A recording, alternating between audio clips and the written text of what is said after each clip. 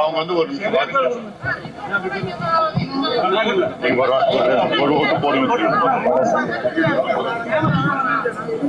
அஇஅதிமுக தலைமையிலான தேசிய ஜனநாயக கூட்டணி கட்சிகளின் அத்தனை பேரின் ஆதரவோடும் பெரம்பூர் சட்டமன்ற தொகுதியில் மாம்பழம் சின்னத்தில் இரட்டை இலையுடன் கூடிய மாம்பழம் சின்னத்தில் நீங்கள் வாக்களித்து பெருவாரியான வாக்குகளோடு வெற்றி பெற செய்து இந்த மண்ணில் உங்களுக்காக பணியாற்ற வாய்ப்பு தருமாறு உங்கள் அனைவரையும் அன்போடு கேட்டுக்கொள்கின்றேன்.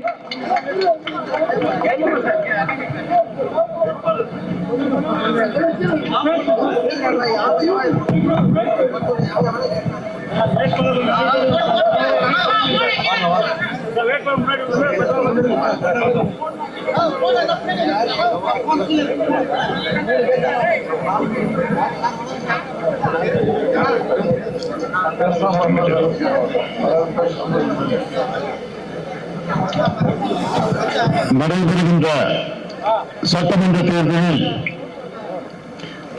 அனைத்து இந்திய அண்ணா திராவிட முன்னேற்ற கழகத்தின் தலைமையிலான வெற்றி கூட்டணியின் தேசிய ஜனநாயக கூட்டணியின் சார்பில்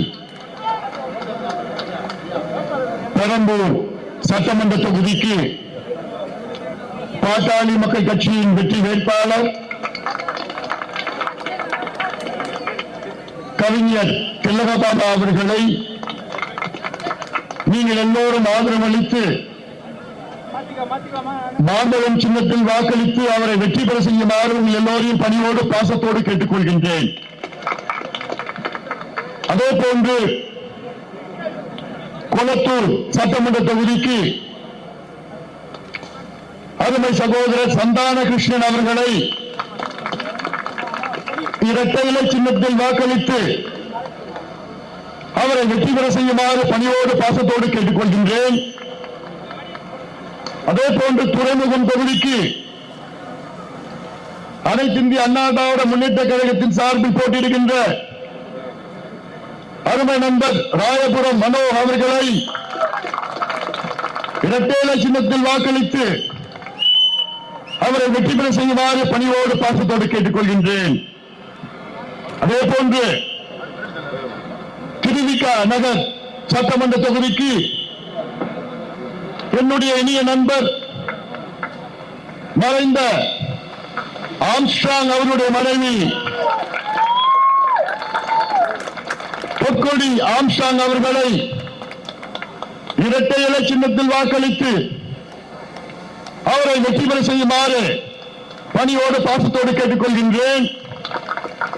அதே போன்று ராயபுரம் தொகுதிக்கு உங்களுக்கு எல்லாம் நன்கு அறிமுகமானவர் முன்னாள் அமைச்சர் என்னுடைய அருமை நண்பர் மரியாதைக்குரிய திரு ஜெயக்குமார் அவர்களை இரட்டை இலை சின்னத்தில் வாக்களித்து அவரை வெற்றி பெற செய்யுமாறு உங்கள் பணியோடு பாசத்தோடு கேட்டுக் கொள்கின்றேன். அதே போன்று ஆர்கே நகர் சட்டமன்ற தொகுதிக்கு என்னுடைய இனிய நண்பர் மாவட்ட செயலாளர் மரியாதைக்குரிய திரு ராஜேஷ் அவர்களை இரட்டை இலை சின்னத்தில் வாக்களித்து அவரை வெற்றி பெற செய்யுமாறு பாசத்தோடு உரிமையோடு கேட்டுக் கொள்கின்றேன். அதே போன்று எழும்பூர் சட்டமன்ற தொகுதிக்கு நல்ல ஒரு துடிப்பான இளைஞர் அன்பு சகோதரர் அபிஷேக் அவர்களை இரட்டை இலை சின்னத்தில் வாக்களித்து அவரை வெற்றி பெற செய்யுமாறு பணிவோடு பாசத்தோடு கேட்டுக் கொள்கின்றேன். நீங்கள் எல்லோரும் மேடையில் இருக்கின்ற அத்துணை நம் கூட்டணி வேட்பாளர்களை வெற்றி பெற வைத்தால் அடுத்த மாதம் சேஞ்சாஜ் கோட்டையிலே எடப்பாடி பழனிசாமி அவர்கள் தமிழ்நாட்டின் முதலமைச்சராக பொறுப்பேற்பார்கள்.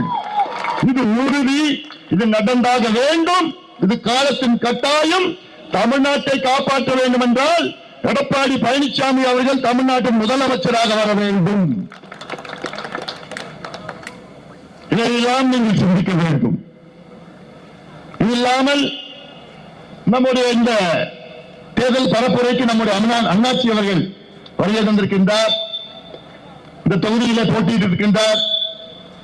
அவர் மீது நீங்கள் எவ்வளவு அன்பும் பாசமும் வைத்திருக்கிறீர்கள். அதே போன்று நேரமின்மை காரணத்தால் இங்கே எத்தனை தலைவர்கள் இங்கே வந்திருக்கின்றார்கள். அனைத்து கூட்டணி கட்சியின் சார்பில் இங்கே மாவட்ட நிர்வாகிகள், மாநில நிர்வாகிகள் எல்லாம் இங்க வருகை தந்திருக்கின்ற ஆளுகள் தப்பா எடுக்கக்கூடாது, நேரம் இல்லை. உங்க எல்லாரும் பேரையும் சொல்லணும்னா முடிச்சோட கூட சொல்லிடுறேன். நானு இங்க வருகை தந்திருக்கின்ற அனைத்து நம்முடைய அதிமுக தலைமையிலான தேசிய ஜனநாயக கூட்டணியின் அனைத்து நிலை நிர்வாகிகளே, இங்கே எழுச்சியோடு, வீரத்தோடு, வேகத்தோடு நாங்கள் எல்லோரும் சேர்ந்து தமிழ்நாட்டுக்கு ஒரு ஆட்சி மாற்றம் கொண்டு வருவோம் என்ற முழக்கத்தோடு வருகை தந்திருக்கின்ற என் தம்பிகளே, தங்கைகளே, அண்ணன்மார்கள், தாய்மார்கள், என் உயிருக்கு மேலான அன்பு வாக்காளர் பெருமக்களே, உங்கள் அனைவருக்கும் இந்த அன்பு ராமதாசன் பணிவான வணக்கங்கள். இந்த தொகுதி பெரம்பூர் தொகுதி மிக முக்கியமான ஒரு தொகுதி. நம்முடைய வேட்பாளர், பாட்டாளி மக்கள் கட்சியின் வேட்பாளர், பாட்டாளி மக்கள் கட்சியின் பொருளாளர் கவிஞர் திலகபாமா சகோதரி அவர்கள். அவர் ஒரு போராளி. போராளி என்றால் களத்திலே அன்றாடம் இறங்கி அனைத்து ஒடுக்கப்பட்ட மக்கள், வஞ்சிக்கப்பட்ட மக்களுக்கு போராட்டம் செய்கின்ற ஒரு போராளி. 3-4 மாதங்களாக இந்த பகுதியிலே துப்புரவு பணியாளர்கள் சாலையிலே போராடி கொண்ட நேரத்திலே அன்றாடம் அவர்களை சந்தித்து அவருடன் சேர்ந்து உட்கார்ந்து தரையிலே உட்கார்ந்து போராடிய ஒரு போராளி கவிஞர் திலகபாமா அவர்கள். நினைச்சு பாருங்க, இந்த தொகுதி மக்கள் நீங்கள் சிந்திக்க வேண்டும். நீங்க பார்க்க முடியாத, பேச முடியாத, அணுக முடியாத ஒரு சட்டமன்ற உறுப்பினர் வேணுமா உங்களுக்கு? சிந்தித்து பாருங்க. நீங்க எங்க போனோம்? பனையூர் கேட்டு வாசல்ல நிக்கணும். நீங்க தப்பா முடிவு பண்ணீங்கன்னா பனையூர்ல கேட்டு வாசல் வெளியில நீங்க நிக்கணும். திலகபாமாவை நீங்க தேர்வு பண்ணீங்கன்னா உங்க வீட்டு வாசல்ல இவங்க நிற்பாங்க. இதுதான் வித்தியாசம். இந்த தொகுதி ஏதோ விஐபி தொகுதி, விஐபி தொகுதி எல்லாம் கிடையாது, சாமானிய தொகுதி. இந்த தொகுதியில் வாழ்கின்றவர்கள் யாரு? அடித்தள மக்கள், ஒடுக்கப்பட்ட மக்கள், வஞ்சிக்கப்பட்ட மக்கள். சென்னை சுத்தி புறநகர் பகுதி இது. இந்த தொகுதியில் வாழ்கின்ற அத்துணை பேரும் தொழிலாளர்கள். வாழ்க்கையிலே மிக சிரமப்பட்டு முன்னுக்கு வருவோம் என்ற நம்பிக்கையோடு உழைக்கின்ற வர்க்கம் இந்த தொகுதியில் உள்ள மக்கள். அதுவும் இந்த குடங்கில் ஒரு பகுதி. இந்த பகுதியில எவ்வளவு மாசு கட்டுப்பாடு, மாசு பிரச்சனைகள், எவ்வளவு தொழிற்சாலை, மணலி தொழிற்சாலை. அது மட்டுமல்ல, இந்த பகுதியில குப்பை குலை, குப்பையால் அந்த குப்பையை எரிச்சு மின்சாரம் தயாரிக்கின்ற ஒரு திட்டத்தை திமுக அரசு 1250 கோடி ரூபாய் திட்டத்தில் அதை கொண்டு வர முயற்சி கடுமையாக நான் எடுத்துக்கின்றேன். குப்பை எரிவுலை திட்டம் தேவையா?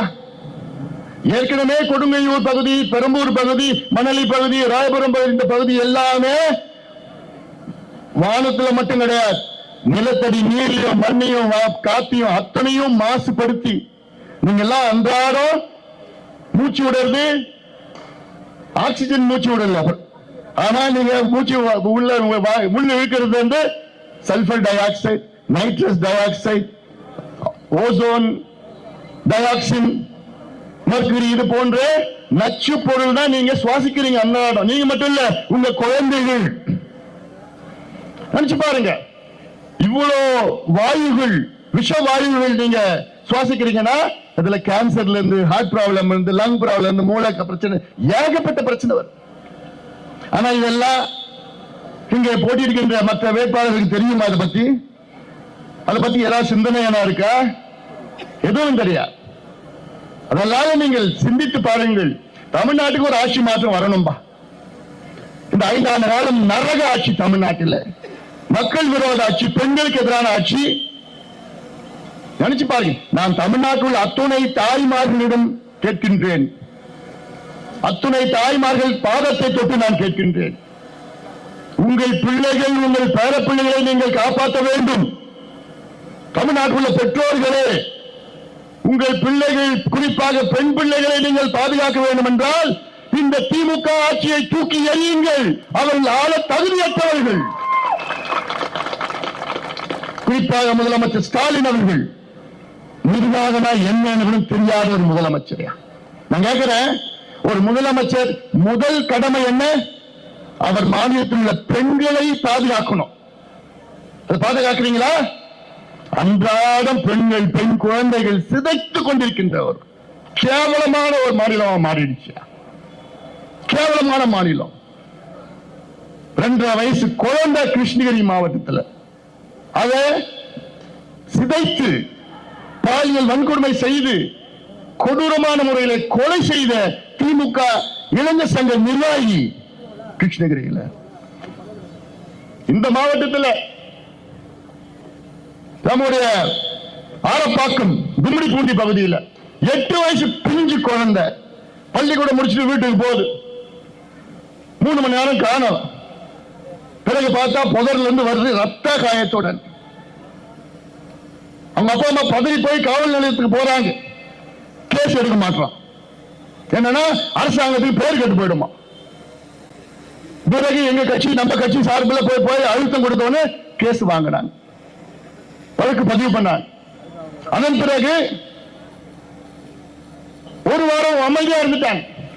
பிறகு நான் இந்த தொகுதியின் நம்முடைய வேட்பாளர் போராளி திலகபாமா அவர்களை தொலைபேசி மூலமாக அழைத்து, நீங்க போங்க, அங்க நீங்க போனதான் நடக்கும். நேரா போனாங்க. காவல் நிலையத்தில் தரையில உட்கார்ந்தாங்க. நீ அவனை கண்டுபிடிக்கலன்னா நான் இங்கிருந்து நான் போக மாட்டேன். அதுதான் நம்ம வேட்பாளருக்கும் மற்ற வேட்பாளருக்கும் வித்தியாசம். இவங்க போனதுக்கு பிறகுதான் 5 காவல் நிலையத்தில் 5 டீம் போட்டு அப்புறம் அவனை பிடிச்சாங்க. எங்க அசாம்காரன் ஆந்திரால வேலை செய்யறான், பார்டர் தாண்டி. அவனை பிடிச்சி விசாரணை பண்ணா அவன் சொல்றான், நான் திங்கட்கிழமையில இருந்து வியாழக்கிழமை வரைக்கும் ஆந்திரால வேலை செய்யறேன். வெள்ளி சனி ஞாயிறு 3 நாள் தமிழ்நாட்டுக்கு நான் போயிடுவேன். ஏன் நான் தமிழ்நாட்டுக்கு போறேன்னா தமிழ்நாட்டுல சாராயம் கிடைக்கும், கஞ்சா கிடைக்கும், சின்ன சின்ன பொண்ணுங்க கிடைப்பாங்க. அட படுபாவீங்களா, இதுவாக ஆட்சி? எப்படி இந்த தமிழ்நாட்டை இந்த 5 ஆண்டு காலத்தில் எப்படி மாற்றிருக்கிறானுங்க இந்த படுபாவீங்க. நம்ம பெண்களை, நம்ம வீட்டு குழந்தைகளை மானபங்கம் செய்கின்ற ஒரு ஆட்சி திமுக ஆட்சி வேணுமா? அவங்களுக்கெல்லாம் தமிழக மக்களை முடிவு செய்யுங்கள். போதியா வயது எறியது எனக்கெல்லாம். 12வது படிக்கின்ற ஒரு பெண் 2 வாரத்துக்கு முன்பு விளாத்திக்குளம் தூத்துக்குடியில காணும். ஒரு நாள் முழுக்க காணும். அடுத்த நாள் பிணமாக கண்டுபிடி. என்ன? பாலியல் மானபங்கம் செய்து, பாலியல் வன்கொடுமை கொலை பண்ணிட்டான். 14 வயசு குழந்தை 2 வாரத்துக்கு முன்பு குழந்தை மானபங்கம் செய்து பாலியல் வன்கொடுமை. இப்படி ஒவ்வொரு ஊர்லயும் ஒவ்வொரு பகுதியிலையும். காரணம் யாரு? முழு காரணம் முத்துவேல் கருணாநிதி ஸ்டாலின் தான் காரணம். அதுக்கெல்லாம் நீங்க தானே காவல்துறை உங்களுக்கு தானே வேலை செய்யுது. காவல்துறை வேலை செய்யுதுன்னா நீங்க வேலை செய்யலையே. அந்த பொறுப்பு நீங்கள் பெறுவதற்கு உங்களுக்கு தகுதி கிடையாது. இதெல்லாம் நீங்கள் தமிழக மக்கள் நீங்கள் சிந்தியுங்கள். காரணம் என்ன? கஞ்சா, சாராயம். சமீபத்தில் முதலமைச்சர் அவர்கள் தேர்தல் அறிக்கை வெளியிட்டார். அந்த தேர்தல் அறிக்கையில ஒரு வார்த்தை கூட மதுவை பற்றி ஒரு வார்த்தை கூட கிடையாது. ஒரு வார்த்தை கூட போதைப் பொருள், கஞ்சா போன்ற போதைப் பொருளை பற்றி ஒரு வார்த்தை கூட கிடையாது. இது ஒரு தேர்தல் அறிக்கை. ஆனால் எடப்பாடி பழனிசாமி அவர்கள் கடந்த வாரம் தேர்தல் அறிக்கை வெளியிட்டார். அவர் வெளியிட்டு இருக்கிறார் 2 மாசமா. அவர் வெளியிட்ட தேர்தல் அறிக்கையில நாங்கள் ஆட்சிக்கு வந்தவுடன் தமிழ்நாட்டில் படிப்படியாக மதுவிலக்கை கொண்டு வருவோம் என்று சொன்ன எடப்பாடி பழனிசாமி எங்க? ஒரு வார்த்தை கூட மதுவை பற்றி பேசாத திமுக எங்க? அதே போன்று எடப்பாடி பழனிசாமி அவர்கள் அவர் தேர்தல் அறிக்கையில நாங்கள் ஆட்சிக்கு வந்தவுடன் போதைப் பொருட்களை ஒழிப்பதற்கு தனி பிரிவை உருவாக்குவோம் என்று சொல்லியிருக்கின்றார். ஆனால் திமுகவில் ஒரு வார்த்தை கூட கிடையாது. தனக்கு இந்த தேர்தல் அறிக்கை யார் தயாரிச்சாங்க தெரியல? நாடாளுமன்ற உறுப்பினர் கனிமொழி அவர்கள். ஒரு பெண் தயாரிச்ச தேர்தல் அறிக்கையில தமிழ்நாட்டு பெண்கள் பாதிக்கின்ற இந்த மது பத்தியோ போதைப் பொருள் பத்தியோ ஒரு வார்த்தை கூட இல்லைன்னா அதுல ஒரு சொல்றாரு, முதலமைச்சர் சொல்றாரு திமுக தேர்தல் அறிக்கை ஹீரோவா. வெக்கக்கேடு. ஹீரோ மட்டும் இல்ல, காமெடி மட்டும் இல்ல, வில்லன் கூட இல்ல, எதுவுமே கிடையாது. இப்படி ஒரு தேர்தல் அறிக்கை திமுக வெளியிட்டிருக்கிறது. வாங்க வாங்கம்மா, எம்எல்ஏ வந்துட்டாங்கப்பா, திருவிக்கா நகர் எம்எல்ஏ வந்துட்டாங்க. ஏன்னா நண்பர் ஆம்ஸ்ட்ராங்கும் எனக்கும் நல்ல நட்பு. ஆம்ஸ்ட்ராங் அவர்கள் வாழ்ந்த காலத்தில் அவருடைய நோக்கம் சமூக நீதி. சமூக நீதி என்றால் அனைத்து ஒடுக்கப்பட்ட அடக்கப்பட்ட மக்கள் எல்லாம் ஒன்று சேர வேண்டும். இந்த பகுதி பூர்வகுடி மக்கள். பூர்வகுடி மக்கள்னா யாரு? மீனவர் சமுதாயம், பட்டியலின மக்கள், வன்னியர் போன்ற, யாதவர்கள் போன்ற அனைத்து மக்களும் உழைக்கின்ற வர்க்கம் பூர்வகுடி மக்கள் எல்லாம் சேர வேண்டும். அவர்களுக்கு சமூக நீதி பெற வேண்டும், கல்வி பெற வேண்டும், வேலைவாய்ப்பு பெற வேண்டும், பொருளாதார முன்னேற்றம் வேண்டும், உரிமை வேண்டும் என்ற நோக்கம். ஆனால் அவரை, என்னுடைய நண்பர் ஆம்ஸ்ட்ராங் அவர்களை கொடூரமான முறையில் கொலை செய்தது திமுக கூட்டணி. இதை மன்னிக்க கூடாது, மன்னிக்கவும் முடியாது. இன்னும் ஒரு மாதம் நம் ஆட்சி, அதன் பிறகு வச்சுக்கலாம், எல்லாரும் உள்ள போவானுங்க, உள்ள போறது கிடையாது.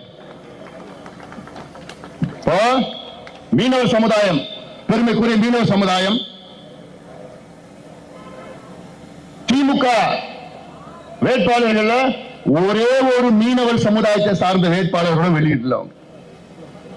நினைச்சு பாருங்க, அதிமுக வட தமிழ்நாட்டில் மட்டும் 3 வேட்பாளர்கள் அதிமுக மீனவர் சமுதாயத்தை சார்ந்தவர்களை வேட்பாளராக அறிவித்திருக்கின்றார்கள்.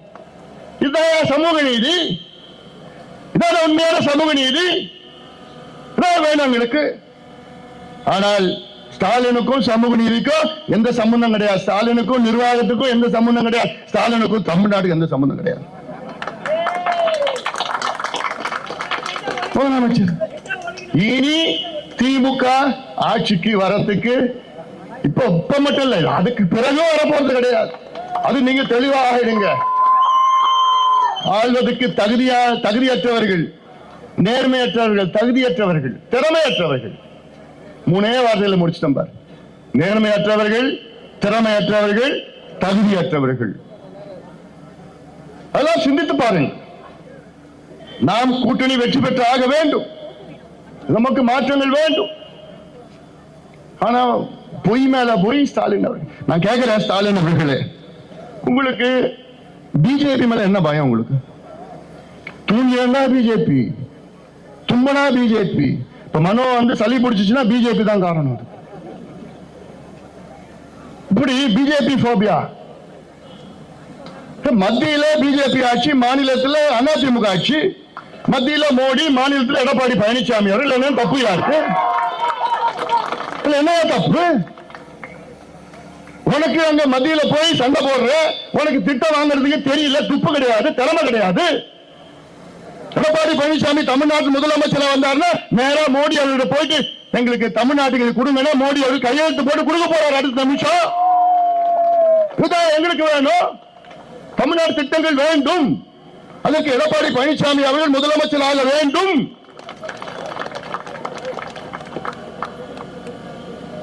ஆனா உடனே பிஜேபி பிஜேபி பிஜேபி. என்ன அது? என்ன தப்பு? இதுதான் தமிழ்நாட்டுக்கு தேவை. எவ்வளவு திட்டங்கள், கட்டுமானங்கள், நிதி எல்லாமே தமிழ்நாட்டுக்கு பெறலாம், சாதாரணமா கொடுக்க போறாங்க. அவசியமானது. இன்னொன்று நான் சொல்றேன், ஸ்டாலின் அவர்கள் குடிக்கிறதுக்கு கொடுக்கிற மரியாதை கூட படிக்கிறது கொடுக்கல. எப்படின்னா, இன்னைக்கு ஒரு டாஸ்மாக் கடைக்கு 5 பேர் டாஸ்மாக் கடையில் வேலை செய்யறாங்க. 10க்கு 10 தான். அது 5 பேர் வேலை செய்யறாங்க. ஆனா தமிழ்நாட்டு அரசு தொடக்க பள்ளிக்கூடத்துல எத்தனை பேர் வேலை செய்யறாங்க?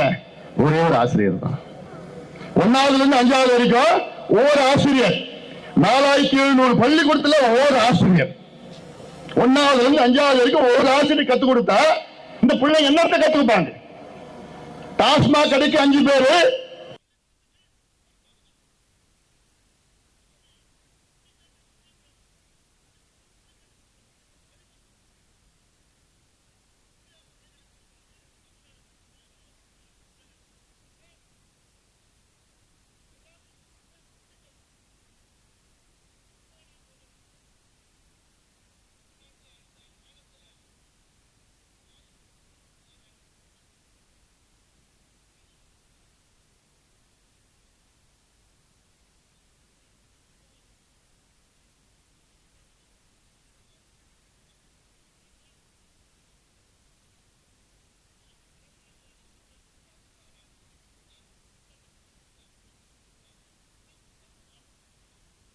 திட்டத்தில் 3 லட்சம் கோடியை முடிச்சுட்டாங்க.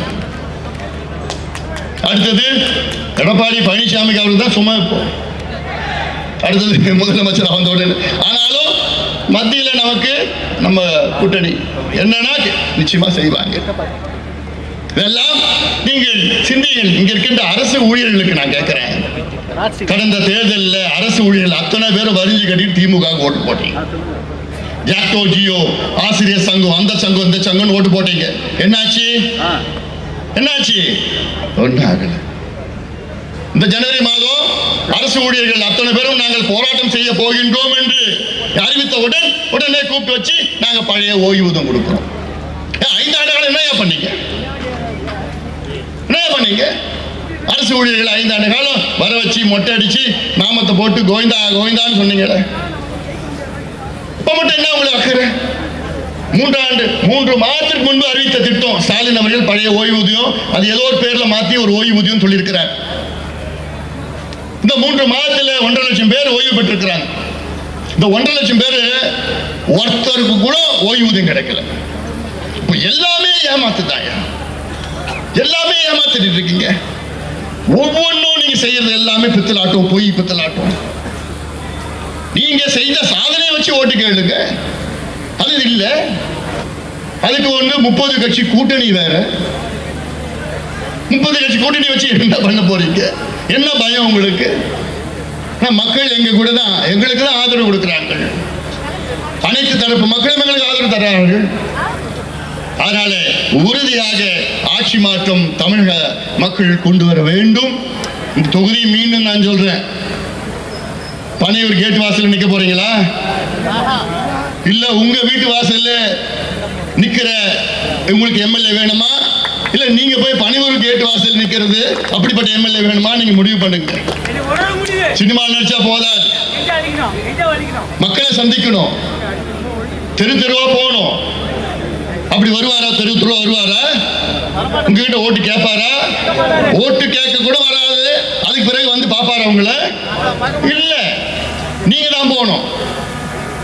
கரூர்ல நடந்ததெல்லாம் தெரியல உங்களுக்கு, நடந்து அவங்க தான் போய் பார்க்கறாங்க, இவரு போய் பார்க்கல.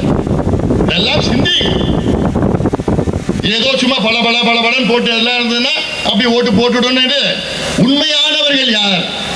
உங்களுடன் சேர்ந்து போராடுகின்றவர்கள், உங்களுடன் சேர்ந்து நிற்பவர்கள் யார்? பாட்டாளிகள் யார்? உழைக்கின்ற வர்க்கம் யார்? எல்லாமே இந்த மேடையில் இருக்கிறாங்க. எல்லாமே இந்த மேடையில் இருக்கின்ற அத்துணை வேட்பாளர்களும் உழைக்கின்றவர்கள். நெத்தியில வேர்வை வருகின்ற வேட்பாளர்களுக்கு நின்று இருக்காங்க. நெத்தியில வேறு யாருக்கு வரும்? பாட்டாளிகள், உழைக்கின்ற வர்க்கம். நாம் எல்லாம் உழைக்கின்ற வர்க்கம். ஏசி கார்ல வந்து ஏசி பஸ்ல போயிட்டு ஏசியில போனா நீ கிட்ட கூட நெருங்க முடியாது. தூரத்துல இருந்து டாடா காமிச்சு போறேன். அதெல்லாம் சிந்தியுங்க. இந்த இங்க நிக்கிறாங்க, அவங்க நிக்கிறாங்க. இது இல்லாம திமுக வேட்பாளருக்கு நீ ஏற்கனவே வாய்ப்பு கொடுத்துட்டு தோல்வி அடைஞ்சிட்டார். இந்த தொகுதியின் சட்டமன்ற உறுப்பினர் தோல்வி அடைஞ்ச, ஒண்ணுமே செய்யல, உங்களுக்கு எந்த திட்டமும் செய்யல. அதனால்தான் கேட்கிறேன், இந்த தொகுதியை பொறுத்தவரை நம்முடைய போராளி திலகபாமா அவர்கள், இந்த அம்மா சிவகாசி பக்கத்துல ஒரு டாஸ்மாக் கடையை உடைச்சி நொறுக்கி, இவங்களும் ஒரு 20 பெண்களும் சேர்ந்து அந்த கடையை உடைச்சி 25 நாள் ஜெயிலில் இருந்தாங்க, மதுரை ஜெயிலில். எதுக்கு? டாஸ்மாக் கடையை நேரடியாக போய் உடைச்சி நொறுக்கிற கேஸ், இன்னும் கேஸ் இருக்குது. இப்படிப்பட்ட போராளி வேணுமா? இல்லை ஏசி பஸ்ஸில் வந்து டாடா காமிச்சுக்கிட்டு ஹாய் பாய் அவ்வளோதான், அப்படிப்பட்ட வேட்பாளர் வேணுமா உங்களுக்கு? நீங்க முடிவு பண்ணுங்க. இது முக்கியமான தேர்தல், முக்கியமான தேர்தல், தமிழ்நாட்டின் தலையெழுத்தை மாற்றுகின்ற தேர்தல். அத்துணை துறைகளும் தோல்வி அடைந்து விட்டது திமுக ஆட்சி. எல்லாமே எங்க பார்த்தாலும் ஊழல் ஊழல் ஊழல், கொள்ளடிச்சிட்டு இருக்கிறாங்க. மணல் கொள்ளையில 4800 கோடி ஊழல், நகராட்சி நிர்வாகத்தில் 888 கோடி ரூபாய் ஊழல். அந்த நகராட்சி துறையில ஒரு மாசம் டிரான்ஸ்பர், பணியிட மாற்றம், ஒரு மாசம் 361 கோடி ரூபாய் ஒரே மாசத்துல டிரான்ஸ்பர். இதெல்லாம் நான் சொல்லல, அமலாக்கத்துறை ஈடி கொடுத்த 250 பக்கம் அறிக்கை அரசுக்கு கொடுத்திருக்கு, புள்ளி விவரங்களோடு கொடுத்திருக்கிறாங்க. டாஸ்மாக் ஊழல் 1,82,000 கோடி ஊழல், நெல் கொள்முதல் ஊழல் 1,250 கோடி ரூபாய் நெல் கொள்முதல் ஊழல். இப்படி அவ்வளோ ஊழல் திமுக ஆட்சியில் நடக்குதுன்னா நீங்க தமிழ்நாட்டு மக்கள் தூக்கி எறியுங்கள். திமுகவை ஆள தகுதியற்றவர்கள், நேர்மையற்றவர்கள், இவங்க எல்லாம் என்னன்னு தெரியாது. சமூக நீதினா என்னன்னு தெரியாது.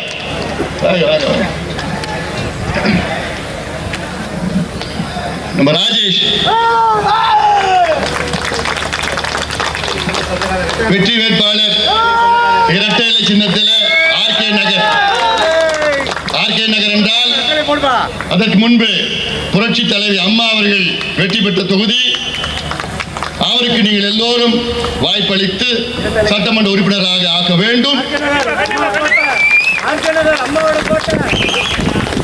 அவருடைய மகளும் என்னுடைய மகளும் ரொம்ப நெருங்கிய சிநேகிதிகள். எவ்வளவு நேரம் இருக்கா? சரி சரி. அது இல்லாமல் சொல்றாங்க சமூக நீதி. ஸ்டாலின் அவர்கிட்ட போய் கேட்டா சமூக நீதினா என்னன்னு தலையை சொல்லிடுவார். ஆனா பேசுறது சமூக நீதி எங்கள் உயிர் மூச்சு, தந்தை பெரியாருடைய கொள்ளு பேரன், அண்ணாவுடைய பேரன், கலைஞருடைய மகன் என்று சொல்லுகின்ற ஸ்டாலின் அவர்களே, உங்களுக்கும் சமூக நீதி பத்தி பேசுவதற்கும் என்னையா தகுதி இருக்கு? எள்ளளவும் தகுதி கிடையாது சமூக நீதி பத்தி பேசுவதற்கு. இன்னைக்கு பட்டியலின மக்கள் பிரச்சனைகளை பத்தி நான் பேசுறேன். பட்டியலின மக்களை பற்றி 5 ஆண்டு காலம் அவர்களுக்கு நீங்க என்ன செஞ்சீங்க கேட்கிறேன். ஏதாவது ஒரு பட்டியல் எடுங்க.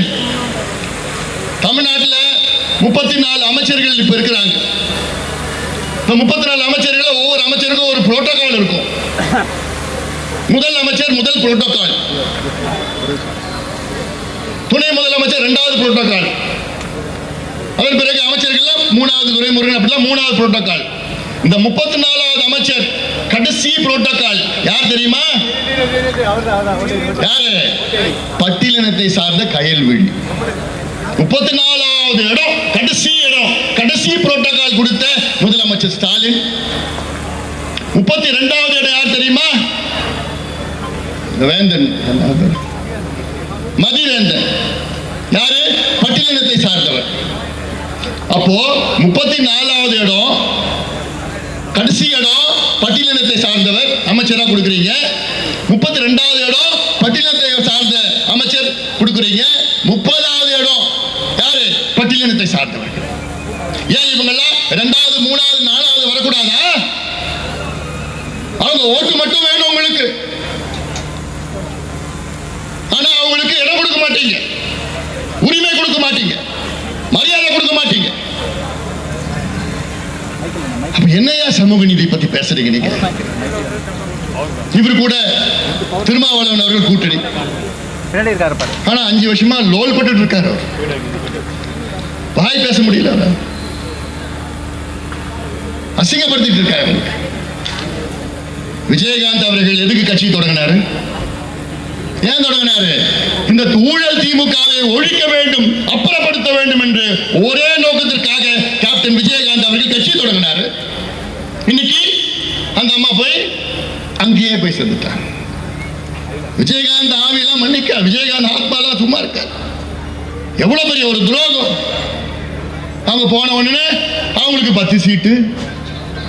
ஆனா திருமாவளவன் அவர்கள் எவ்வளோ உழைச்சி அவங்களுக்காக எவ்வளவு ஓட்டு வாங்கி 10 வருஷம் கூட இருந்து 8 சீட்டு. இதுதான் திமுக. திமுக உழைக்கின்ற வர்க்கம், ஒடுக்கப்பட்ட மக்கள், அடுக்கப்பட்ட மக்கள். இந்த மக்களுக்கெல்லாம் எதுவும் கொடுக்க மாட்டாங்க. ஓட்டு வங்கியை தான் பார்க்கறாங்க திமுக. அவங்கள ஓட்டு மட்டும் போடணும். ஆனா இவங்க முன்னேறக்கூடாது, படிக்கக்கூடாது, அப்படியே அடிமையா இருக்கணும், மதுவுக்கு அடிமையா இருக்கணும், போதைக்கு அடிமையா இருக்கணும், படிப்பறிவு இருக்கக்கூடாது, கூலியா இருக்கணும். அவ்வளவுதான் திமுகவுடைய நோக்கமே. ஆனா சமூக நீதி எங்க உயிர் மூச்சு. வேற என்ன சொல்ல போறேன்? இப்படி இவ்வளோ ஒரு மோசமான ஒரு ரொம்ப கேவலமான ஒரு ஆட்சி தமிழ்நாட்டில் நடைபெற்றுக் கொண்டிருக்கிறது. இதற்கெல்லாம் ஒரு முடிவு கட்ட வேண்டும். அதில் வேற இன்னைக்கு திருமாவளவனோட மிரட்டாங்க நினைக்கிறேன். காட்டுமன்னார்குடியில் போட்டிட்டார், பார்த்து வாபஸ் பண்ணிட்டார். அதனால இப்படியெல்லாம் ஒரு ஆட்சி தமிழ்நாட்டில் நடைபெற்றுக் கொண்டிருக்கிறது. இதை தமிழக மக்களை, உங்களை இரு கரங்களை கூப்பி நான் கேட்கின்றேன். குறிப்பாக பெண்களை கேட்கின்றேன், பெற்றோர்களை கேட்கின்றேன், தாய்மார்களை கேட்கின்றேன். அத்துணை தாய்மார்கள் உங்களை பாதத்தை தொட்டு கேட்கின்றேன். தயவு செய்து திமுகவை அப்புறப்படுத்துங்கள், எங்களுக்கு ஆதரவு கொடுங்கள். பெண்கள் பாதுகாப்பு தான் எங்களுடைய முதன்மை கடமை. உங்கள் பிள்ளைகள், உங்கள் பேரப்பிள்ளைகள், பெண் குழந்தைகள் பாதுகாப்பு எங்களுடைய முதன்மை கடமை. உறுதியாக நாங்கள் இறுதியாக இருப்போம். துப்பு கெட்ட ஒரு ஆட்சி இங்க. பெண்களுக்கு பாதுகாப்பு கொடுக்க முடியாத ஒரு ஆட்சியா? பெண்களுக்கு பாதுகாக்கப்பட்ட முடியாத ஒரு முதலமைச்சர் நீங்க எல்லாம் ஒரு ஆட்சி நடத்துறீங்க. ஆனால் இதையெல்லாம் நீங்கள் சிந்தியுங்கள். உறுதியாக நாம் வெற்றி பெறுவோம், வெற்றி பெற்றாக வேண்டும். சமூக நீதி, கல்வித்துறை, சுகாதாரம், இந்த 5 ஆண்டுகளில் ஒரே ஒரு மருத்துவக் கல்லூரியோடு புதுசாக தொடங்கல. ஒரே ஒரு மருத்துவக் கல்லூரியும் தொடங்கல. ஆனால் எடப்பாடி பழனிசாமி அவர்கள் முதலமைச்சர் இருந்த நேரத்தில் 11 மருத்துவக் கல்லூரிகள், அரசு மருத்துவர்களை கொண்டு வந்தார். அதே போன்று எடப்பாடி பழனிசாமி அவர்கள் முதலமைச்சர் இருந்த நேரத்தில் அரசு பள்ளிக்கூடத்தில் படிக்கின்ற ஏழை மாணவர்களுக்கு 7.5 விழுக்காடு இடஒதுக்கீட்டை கொண்டு வந்தவர் எடப்பாடி பழனிசாமி அவர்கள். அவர் மீண்டும் வர வேண்டும். வன்னியர்களுக்கு 10.5 மட்டும் கிடையாது.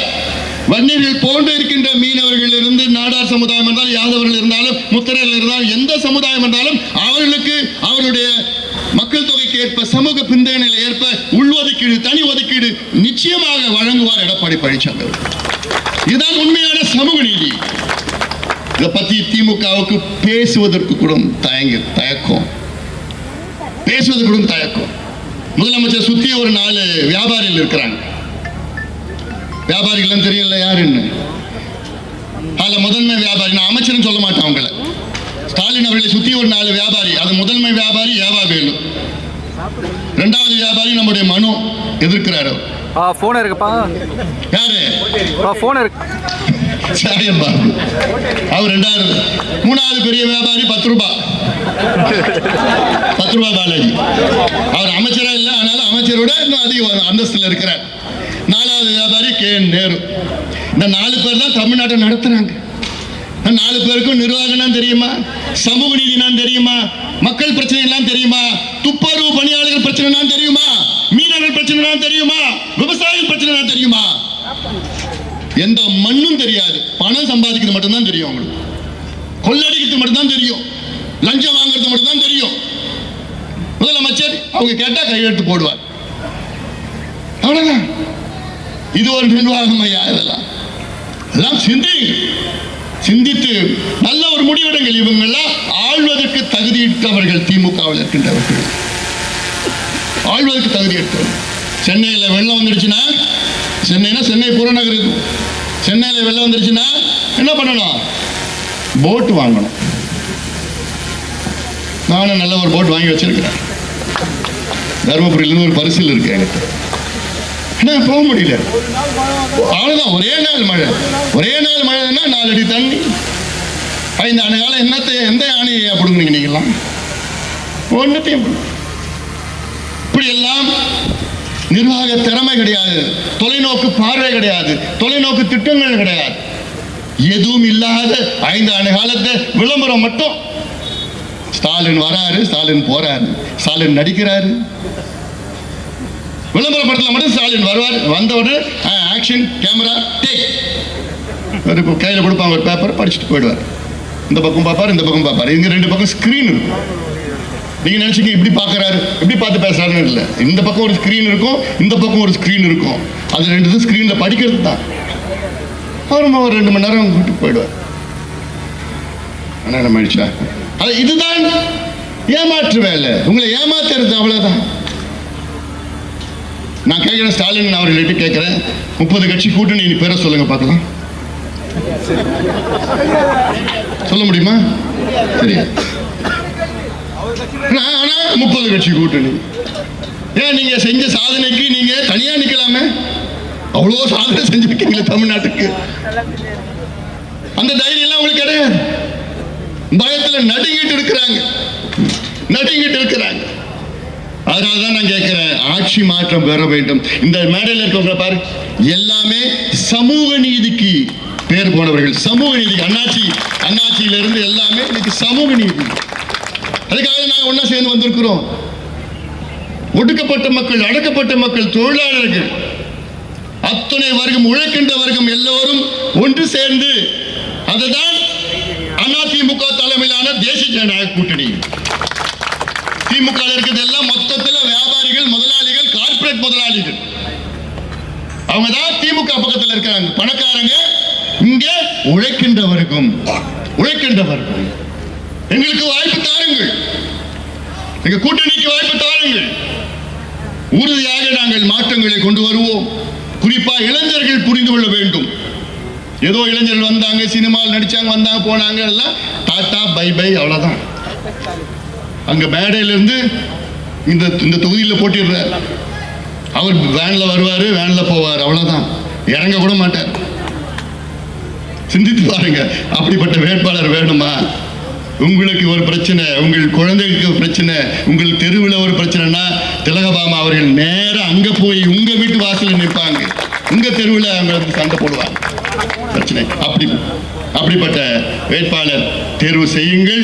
நீங்கள் எல்லோரும் உங்களை மன்றாடி கேட்டுக்கொள்கின்றேன். தமிழக மக்களே, இந்த தொகுதி மட்டுமில்லை, இந்த பகுதியில் உள்ள அத்துணை வாக்காளர் பெருமக்களே, இந்த தொகுதி நல்லா இருக்கணும். இன்னொரு 3 நிமிஷம் இருக்கு.